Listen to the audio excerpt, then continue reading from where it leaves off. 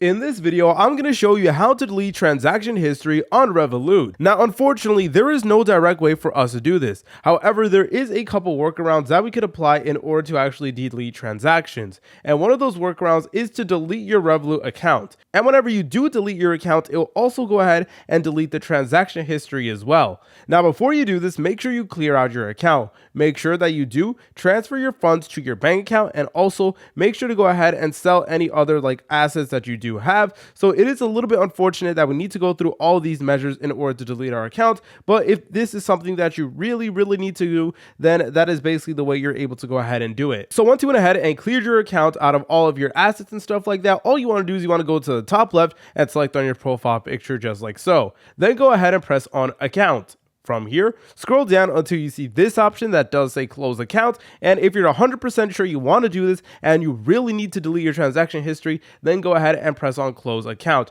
Now, unfortunately, this is a little bit of an extreme measure in my opinion. So again, I only recommend doing this if you really need to delete your transaction history. Otherwise, I don't really see a point in doing it. But if you guys found this video helpful, make sure to leave a like and subscribe. I'll see you in the next tutorial.